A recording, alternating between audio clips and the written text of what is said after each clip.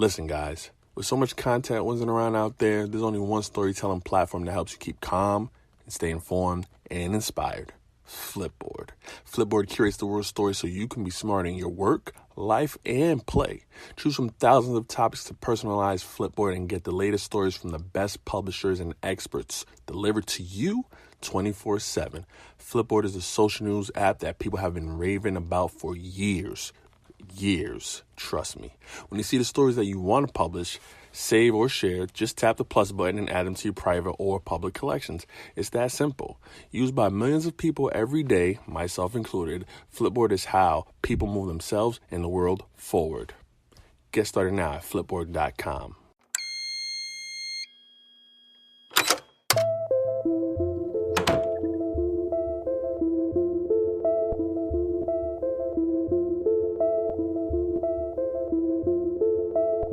Welcome.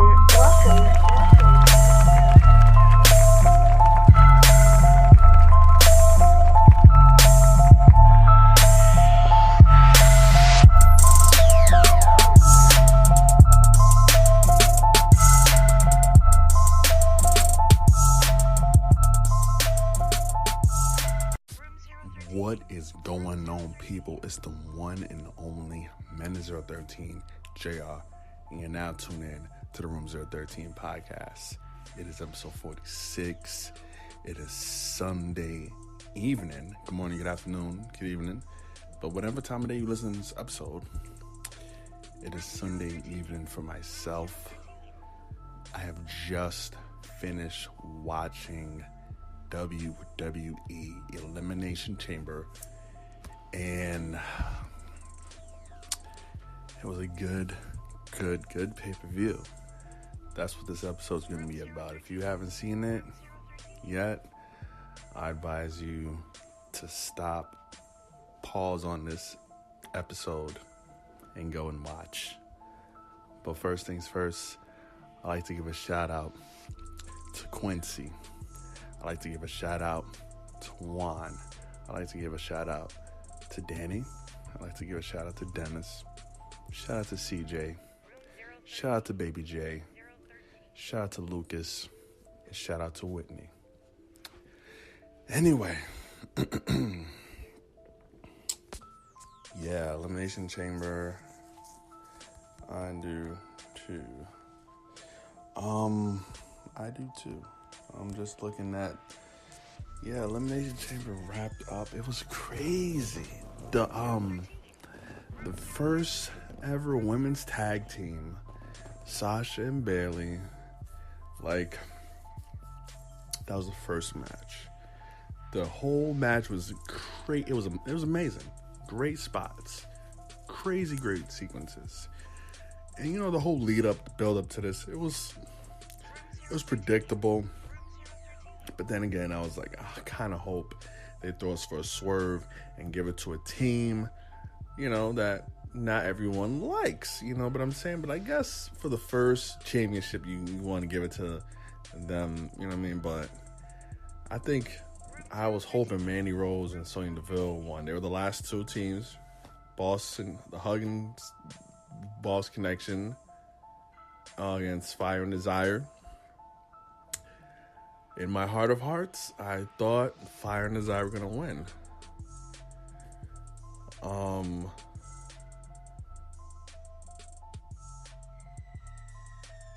I thought they were going to win. And my first pick was the Iconics, as I told you guys before. But when they got eliminated, I was like, damn, now I got to pick another team.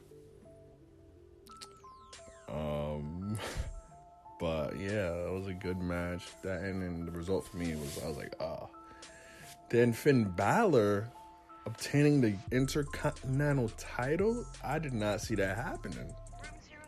I definitely did not see that happening. I thought maybe he would get it at WrestleMania or Fastlane. But nah, he won it last night. I was like, damn. And I guess Leo Rush and Bobby Lashley, they're done. They're split because Leo cost him the title. And the Usos beating Shane and Miz. that was not expected because Jimmy just got he's out on bond because he got arrested. He was in the news, whatever. I honestly think that because it happened, like WWE was like, okay, we're gonna scrap whatever push we're gonna do for you, slap on the wrist. You guys don't expect to win the title, but they won. That threw me for a swerve, and you know what? It makes sense that now I think Shane is gonna turn heel or Miz are gonna turn heel. Because before the match happened, The Miz dedicated the match to his unborn child. Maurice came out and announced that she was pregnant again. And doing that, you want to sympathize with Miz for a loss. You know what I'm saying? So they lost. You want to sympathize. You want to empathize. You know what I'm saying? You just want to, you want to feel bad for him. Like, damn. Like, okay, he dedicating this match for his child. He deserved it. Let them retain. But nah, they lost. And then it just looked like something was going to go down. Like he was going to attack Shane when he picked him up. But I think they're going to save that for Fastlane or WrestleMania or something like that. They're going to, that was crazy. That took me by surprise when the Usos won the titles. Crazy match. It was great. I enjoyed it. The match that I did not enjoy watching was the Baron Corbin and this guy, Strowman match. I was on my phone during that match. I didn't really like it. I was like, oh my gosh. Like, we've seen you guys fight so many times. Just stop. We've seen you guys fight so many times. Then Lacey Evans came out for like 3 seconds. For what? I have no clue. The Ronda Rousey match versus Ruby Riott. That shit lasted nothing but like 2 minutes. Like, she really is the female Brock Lesnar. That shit lasted nothing but 2 minutes. She came out. And Ruby Riott just tapped like quick like that. Charlotte was ringside watching the match. After the match happened, she came in, confronted Ronda, was talking shit. And then Becky came out of the crowd on crutches and started wailing on Charlotte. And then she started wailing on Ronda. You know what I'm saying? There's going to be some way Becky's going to find a way to get into that triple threat match. Just like she found a way to get into the Royal Rumble. Ronda Rousey's still the women's champion. I think she's going to lose the title at WrestleMania. Like, they're going to make it a triple threat. I'm sick and tired of these triple threat matches, man. I'm sick and tired of Charlotte. I'm sick and tired of Sasha and Bayley. What other matches happened? The Cruiserweight title match, I did not watch because I was on the kickoff. But I saw Instagram posts and shit. Buddy Murphy still got the title. Whoop-de-fucking-do. Asuka didn't have an opponent for the Elimination Chamber. Neither does she have an opponent for fucking WrestleMania. The Raw Tag Team titles were not defended at Elimination Chamber. The United States title was not defended at Elimination Chamber. And yeah, that was pretty much about. Oh, the men's chamber match. That shit was so good.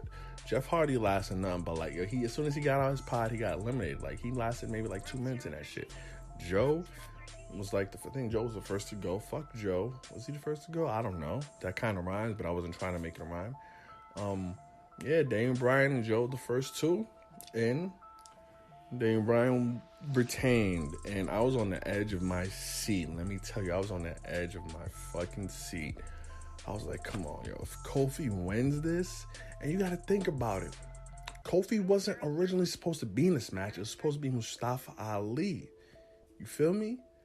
So, like, for you to have, like, for there to be, like, 1 week notice, and they put you in the match, 1 week notice, they put you in the match, and you got all these people behind you. Now, Kofi, Kofi's he has hell of accomplishments, well-decorated athlete. And for every, there's no doubt about it that people are going to be behind him. 15 years in the company. And just after watching the Mark Henry documentary that aired after the Royal Rumble, that aired after the Elimination Chamber, I'm like, okay, so 15 years, and they gave him the strap. They finally let it happen to Mark Henry. And I'm like, that could be Kofi Kingston. They could do it. Kofi Kingston and Daniel Bryan at Fastlane? Maybe. Kofi Kingston and Daniel Bryan at WrestleMania? Maybe. I don't see the New Day breaking up anytime soon. I don't see it happening. I don't see anyone turning backs, but this shit was crazy. I was like on the edge of my seat. Me and my boy Juan, man. Shout out to Juan. The commentary we was having, as we do every fucking Sunday pay-per-view event. Me in the party chat watching on the WWE Network and talking. And it was crazy, man. It was crazy. Kofi definitely did his thing. He definitely did his thing, man. And, if you ain't a Kofi fan, if you wasn't a Kofi fan, you gotta be a Kofi fan now. Because my guy puts in motherfucking work. That shit was crazy. It was a great pay-per-view. I give it a 7. No, actually, I give it an 8 out of 10. I give it an 8 out of 10. You know what I'm saying? So you guys happen to watch it, let me know what you think about it. Email at room013podcast@gmail.com or send a tweet to us at room013podcast. Follow the Facebook page. Follow on Instagram.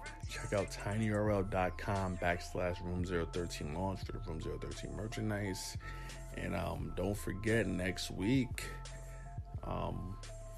Friday, I will be announcing the winner for the Day 13 giveaway. And the giveaway question was, in 2018, how many guests have I had on the show?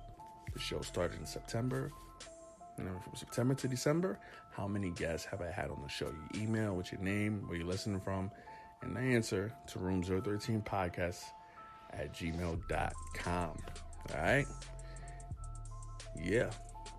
So for tomorrow night on Raw, should be pretty damn interesting. Should be a hell of a lot interesting. I'm looking forward to see what's going to go on. I want to know if Asuka's going to have a championship match. With the thing with Carmella and Corey Graves. Corey Graves cheated on his wife with Carmella. It was all over social media. It was crazy wild. And when she came out, it was silent. Like, nobody cheered. There was no boos. I kind of think WWE turned down the crowd. Part of me doesn't think that happened. I think they just didn't give a fuck about her, and they didn't cheer or boo. Midway through the match, as they got eliminated, her and Naomi got eliminated, the crowd was chanting something. It was unclear what the hell they were chanting, but yeah, it's kind of like damn, And I was trying to count how many times Corey Graves would say Carmella's name, like if he would say anything, and but shit is crazy. It is crazy. You gotta figure, you being on the road with all these, people traveling and whatnot, the temptation is there. But, you got a wife and kids, you're gonna fuck that shit up. You don't shit on your family. If you're not happy with someone, just bounce, get a divorce. You know what I'm saying? Just leave. You just don't do shit like that. And then his wife was being super petty. I understand she's hurt. She was posting screenshots of the chat. She posted a video of Carmella on her Instagram page. It was quite hilarious, and the whole situation is fucked up. The whole situation is fucked up. But who knows what's gonna happen in the coming future? She may be getting sued. She may not. Motherfucker might appear on Total Divas. I don't know what's going down. But tomorrow night on Raw, we're gonna see what happens. The fallout of Elimination Chamber 2019. And yeah, I enjoyed the show, and I enjoyed the documentary of Mark Henry. Had me teary-eyed. That's about it. I'm about to hop off. I'm about to leave the studio. I'm about to leave the recording room and hop on some Apex Legends. So as always, good morning, good afternoon, good evening. I'm your host, JR, aka Menazer13. And this is the Room 013 podcast. I want to thank y'all for tuning in. Thank y'all for sharing. And I'll catch you on Friday, next episode. Room 013.